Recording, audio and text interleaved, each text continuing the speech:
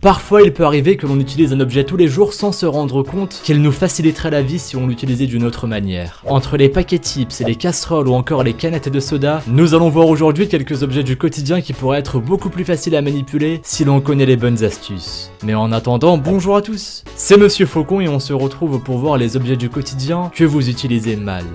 Juste avant, pensez à laisser un petit pouce bleu, à vous abonner à la chaîne et à activer les notifications en cliquant sur la petite cloche pour être au courant des sorties des prochaines vidéos.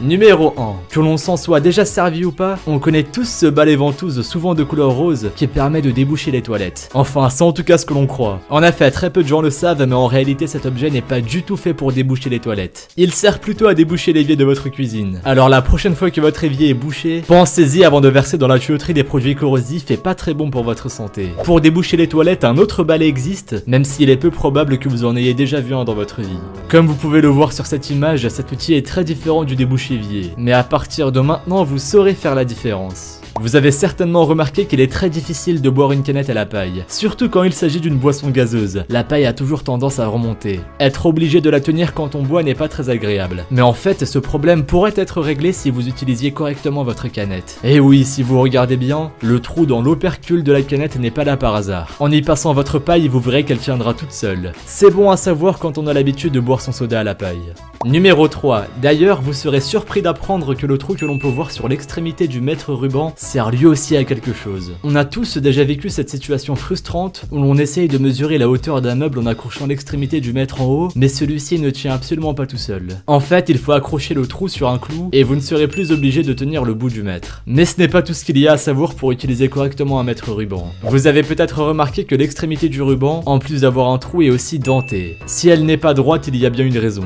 En fait, la ligne dentée sert à faire une marque sur la surface que vous mesurez sans avoir à utiliser un crayon. C'est bien pratique quand on a les deux mains occupées à tenir le mètre et que l'on ne peut pas aller chercher un crayon. Maintenant que vous savez tout ça, vous n'aurez plus aucun problème à utiliser le mètre ruban lorsque vous bricolerez.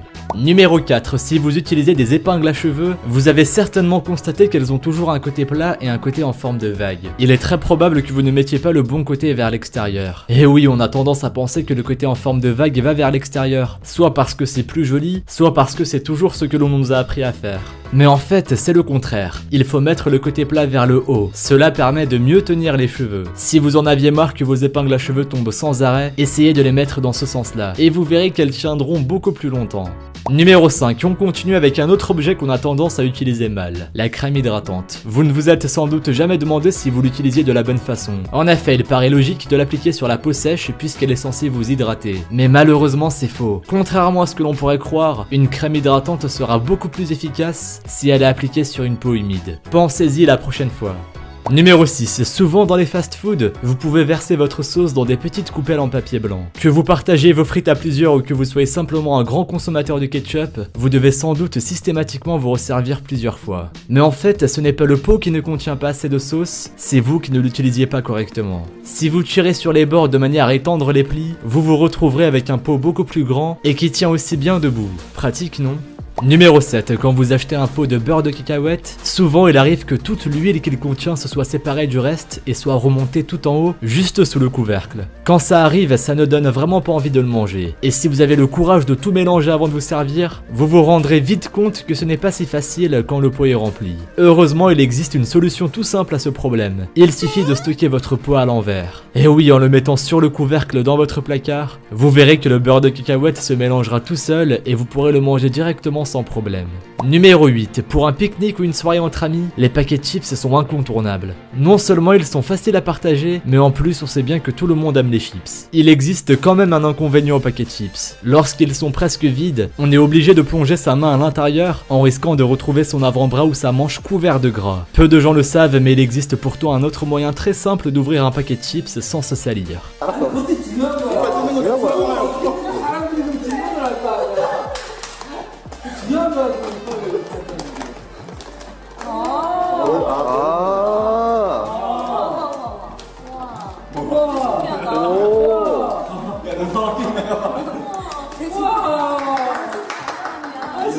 장난 아니다.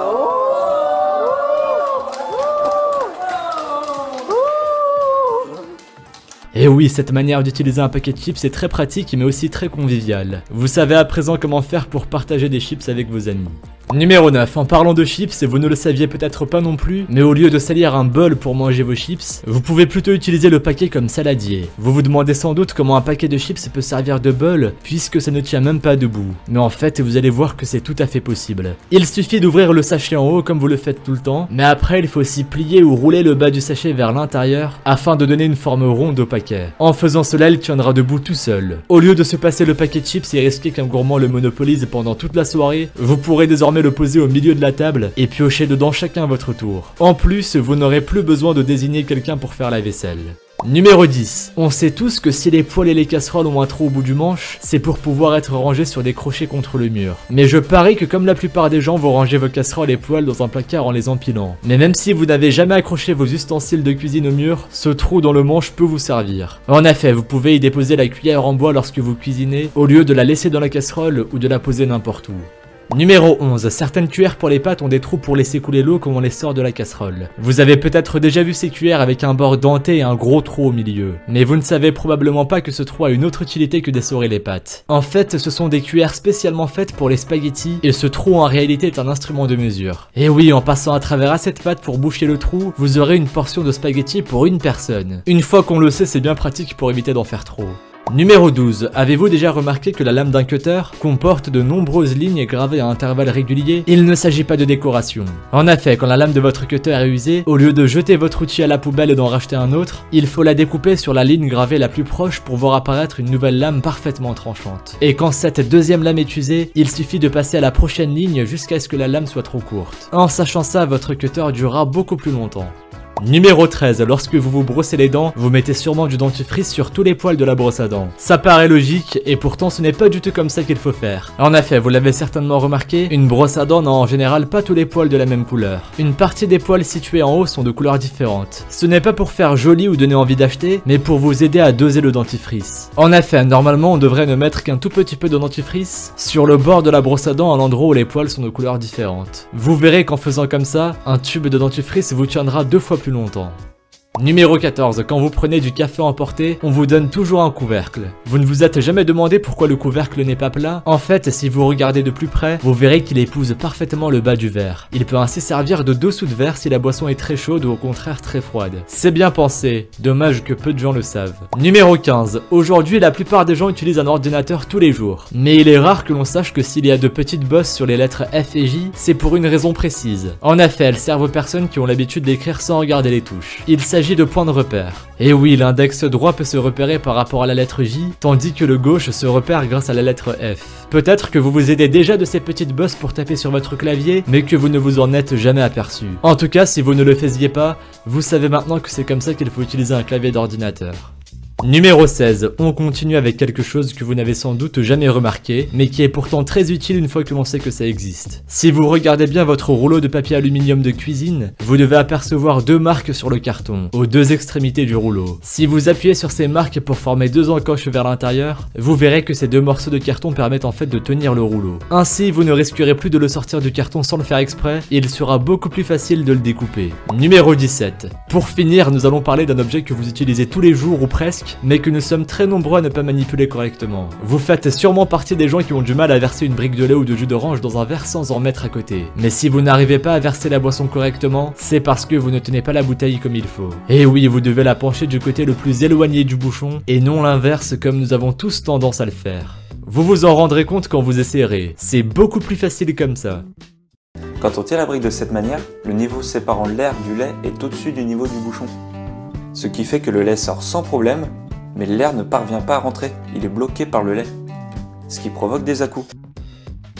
Merci à vous d'avoir regardé cette vidéo. Si celle-ci vous a plu et que vous avez appris de nouvelles choses, n'hésitez pas à laisser un petit pouce bleu, un commentaire et à vous abonner si ce n'est pas déjà fait. Pensez aussi à activer les notifications en cliquant sur la petite cloche pour être au courant des sorties des prochaines vidéos. Et si vous voulez en voir plus, suivez-nous sur Instagram et sur Twitter. Les liens sont dans la description.